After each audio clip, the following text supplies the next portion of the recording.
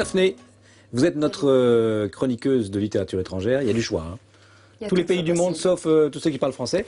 Sur quoi avez-vous jeté votre dévolu? Alors sur le livre d'une auteure sarde, Michela Murgia, ça s'appelle Accabadora. Alors Michela Murgia avait déjà publié un roman en 2006, c'était le journal d'un mois de travail dans un call center. Ici, on change complètement d'ambiance, ça se passe en Sardaigne, dans les années 50, et on suit la vie de Maria, qui est ce qu'on appelle une fille d'âme là-bas. C'est quoi une fille d'âme? Elle a été adoptée par une femme stérile, alors que sa propre mère est encore en vie, mais elle n'a pas assez de moyens pour la garder, et elle est d'ailleurs bien contente de s'en débarrasser, c'est un peu cruel. Et donc on va voir comment ces deux femmes, enfin cette petite fille et Tia Bonaria, qui est sa mère adoptive, vont s'apprivoiser petit à petit. Ça se fait tout doucement parce que cette femme, cette mère adoptive est loin d'être une mère chaleureuse et accueillante. Mais c'est un roman sur la filiation uniquement ou pas?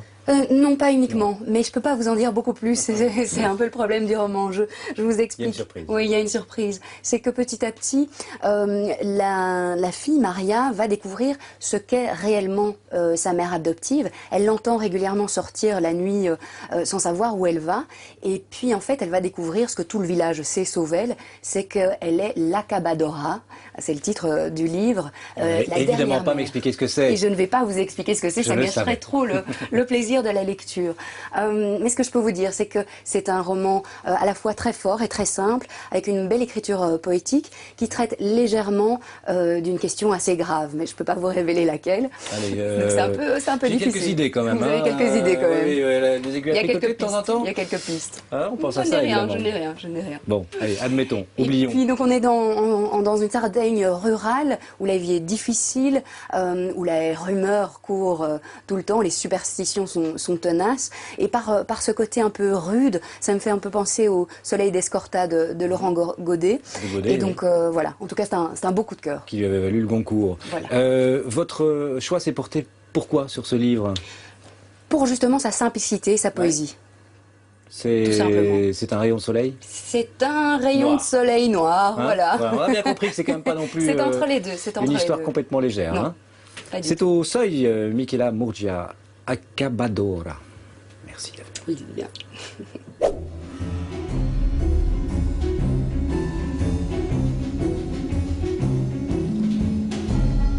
H.G. Wells est sans conteste un des tout grands écrivains britanniques du XXe siècle. La guerre des mondes n'est que l'un des titres parmi la centaine de romans qu'il a écrits qui soit passé à la postérité. Mais qui était vraiment cet homme d'origine modeste, dénué d'instruction, qui décida de se faire tout seul et de faire confiance à son intelligence? Un visionnaire, un tâcheron ou un infatigable amant? C'est la question à laquelle tente de répondre David Lodge dans ce roman de 700 pages intitulé « Un homme de tempérament ». David Lodge, donc, la vie de H.G. Wells, un homme de tempérament. Vous avez entendu le petit résumé de ces 700 pages, quand même, pour lesquelles je vais vous demander tout d'abord un avis. Pour, contre? Pour? Malheureusement contre. Pour, mais avec des réserves. Oui, moi je suis plutôt contre. Alors, notre invité, ou plutôt notre hôte, va ouvrir le feu. Le professeur de français que vous êtes, ne s'est-il pas dit, en voyant ceci, voilà un magnifique ouvrage pour mes élèves? Non, absolument pas. Et pourquoi donc? Mais parce que ça ne parle que de batifolage, et c'est un petit peu délicat avec la jeunesse dont je dois m'occuper. Je suis fort étonné. Mais par contre, la vie de H.G. Wells, que je ne connaissais pas du tout, m'a semblé dans la première partie, en tout cas absolument passionnante, aussi bien ses histoires donc de fesses, on va dire, que son implication dans la société des Fabiens, c'est-à-dire ce qui préfigure le socialisme en Angleterre. J'ai trouvé ça assez passionnant. Après, il y a un côté répétitif qui au bout de la moitié du livre à peu près, qui est un peu lassant. Alors Michel, moi j'ai gardé le marque-page. Vous vous dites contre? Parce que j'ai lu jusque-là, sérieusement. Et quand j'ai un peu plus, ouais, 206, et j'ai après lu très très vite jusqu'à la 369e, et je m'ennuyais tellement que ça m'est un peu tombé des mains, donc j'ai un peu picoré. C'est la première fois que ça vous arrive. Oui, et alors j'ai vraiment honte, ça m'arrive généralement 3 fois par an. Donc déjà, au mois de janvier, j'abandonne un bouquin après avoir passé 5 pages. J'ai honte, mais je trouve ça trop long. J'ai du mal, enfin je suis partagé, parce qu'à la fois ça m'intéresse sur le fond. J'aurais préféré lire une simple biographie de Wells. Et ici, je ne comprends pas pourquoi c'est aussi long et autant de détails.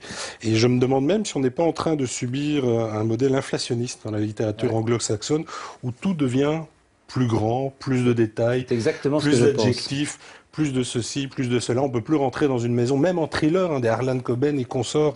On rentre dans une maison, on connaît la couleur du papier peint, la forme du divan et tout. Alors qu'avant, il y avait quand même une économie dans le détail et une efficacité. Et à un moment, je me suis vraiment ennuyé. Donc, je suis d'accord, parce que quand on pense par exemple à Jonathan Franzen, ou d'autres livres récents qu'on a pu lire de la littérature anglo-saxonne, tous font 5, 6 ou 700 pages, et tous nous donnent 1000 détails qui sont pas forcément intéressants. Et là, on se rend compte qu'il y a un hiatus entre la littérature française, qui est parfois nombriliste, mais qui en même temps a ce côté extrêmement à la serpe des 180 pages pour un roman, et puis des choses comme ceci. Et finalement, on se demande si la littérature française nombriliste ne devient pas plus universaliste ou universelle dans son propos que ne le sont certains de ses livres. Moi, c'est le problème de ce livre aussi, c'est que je le trouve pas universel. Je trouve que c'est une biographie, mais qui ne dit pas grand-chose. Elle dit de son époque, ce qu'un homme a été dans son époque, mais elle ne dit pas grand-chose sur le monde. Alors, je trouve ça Daphné, qu'est-ce que vous en pensez, de ce qu'on apprend sur cet homme dans cette époque. Déjà, je suis d'accord sur l'argument de la longueur. Je me suis aussi un peu embêtée à la fin, surtout que il accumule les aventures et finalement ça finit par se répéter un peu. C'est à chaque fois le même scénario avec chaque femme. Mais je trouve quand même que l'idée de prendre comme fil rouge les aventures sexuelles, la vie sexuelle de cet homme insatiable à ce niveau-là est amusante. Je trouve le livre amusant. Et puis, il n'y a rien à faire, c'est quand même un personnage qui, est original sur ce plan-là, mais qui a quand même rencontré Staline, Lénine, Gorky, qui a quand même aussi pensé beaucoup de choses au niveau politique, au niveau de l'avenir. Tout ça est quand même présent dans le livre.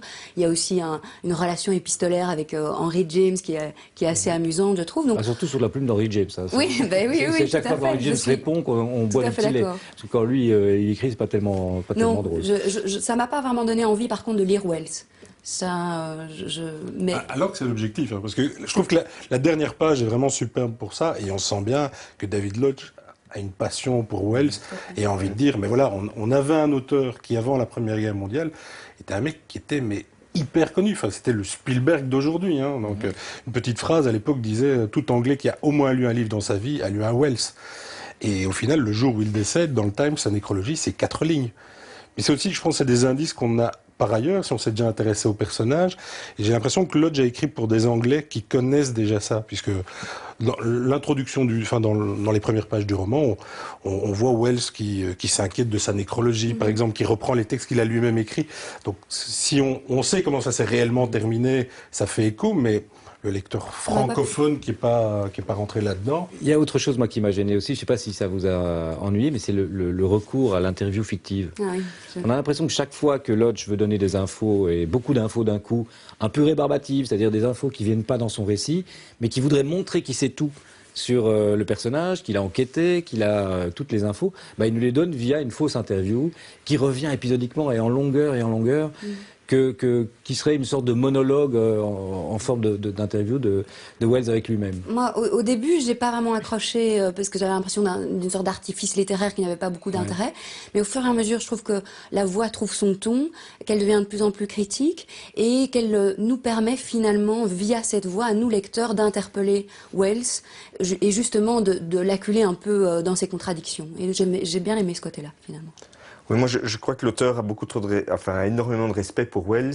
Il n'a trouvé que ce moyen-là pour être un peu critique. Un peu irrévérencieux. C'est une voix ironique qu'il relance dans ses contradtictions, etc. L'avocat du diable. C'est l'avocat du diable, tout à fait. On peut pas lui reprocher d'avoir essayé, au moins. D'autres n'auraient pas essayé. On ressent quand même son égoïsme crasse quand même dans le livre, au sein du livre. Je trouve pas que ce soit les seuls moments critiques. Voilà. Bon, bah voilà, vous voyez, chers spectateurs, il y a parfois des figures imposées sur lesquelles on n'arrive pas à vraiment vous donner un avis réel. Il va falloir vous coltiner les 700 pages de Un homme de tempérament pour avoir un avis. Puis peut-être que vous aimerez beaucoup. C'est donc le dernier roman de David Lodge et c'est paru chez Rivage.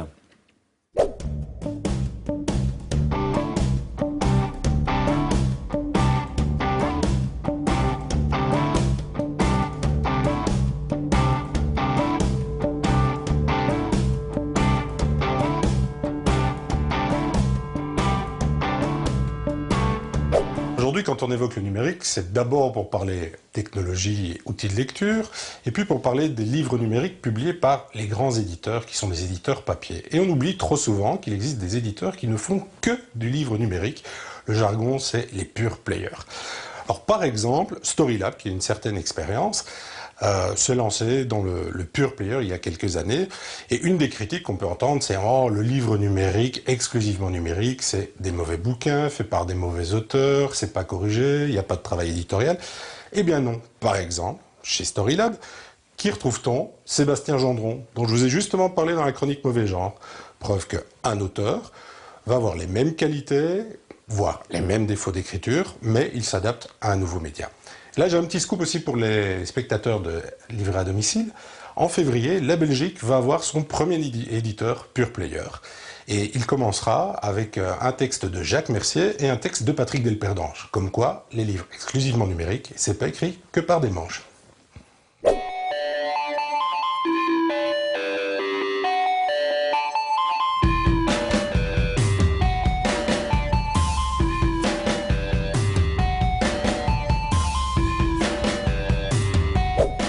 Avant de se quitter, encore quelques petites propositions de lecture pour cette semaine. Et notre hôte en a une. C'est du théâtre, hein? Oui, tout à fait. On revient à ce qu'on avait... Je reviens à ma première vanne. Voilà. Donc, il s'agit d'Andréas à la maison. C'est un recueil des 4 premières pièces de Claire Gatineau.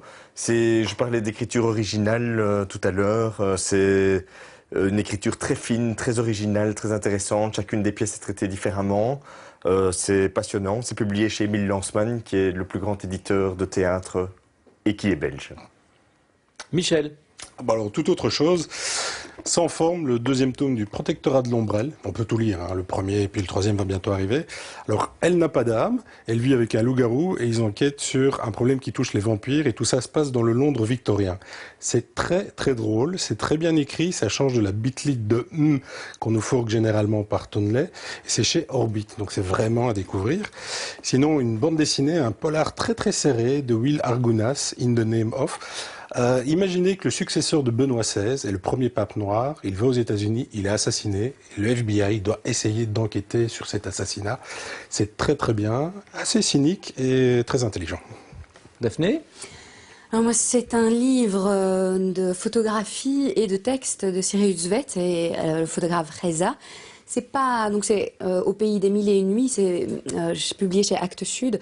C'est pas un indispensable, je dirais que c'est plutôt pour les fans de Cyril Zvet dont je fais partie. Elle réécrit en fait les 7 voyages de Sinbad le marin et puis ce qui est vraiment bien, c'est qu'elle en rajoute un qui est le sien et qui est évidemment le plus intéressant. Et moi j'ai 2 bandes dessinées à vous proposer. David, les femmes et la mort, par la bruxelloise Judith Fanny Stendhal. Alors David, ce n'est pas le peintre, contrairement à ce qu'on pourrait croire en voyant cette couverture un peu picturale. C'est un monsieur qui apprend, et c'est très sympathique, à la première page qu'il est atteint d'un cancer du larynx. Et c'est toute sa vie à partir de cette nouvelle avec les 4 femmes de sa vie, son épouse, ses 2 filles et sa petite fille. Très belle histoire, très touchante, vraiment très réussie. Et puis Nocturne de Clark, qui est une histoire fantastique assez intéressante puisque ce sont les personnages d'un créateur, d'un romancier qui sont en train de disparaître lorsqu'il est dans le coma et que lui aussi est destiné à mourir et qui s'inquiète de leur survie. Voilà, c'est paru au Lombard dans la collection signée. Eh bien, c'est ici qu'on va se quitter. Merci Guy de nous avoir accueillis chez vous dans le salon.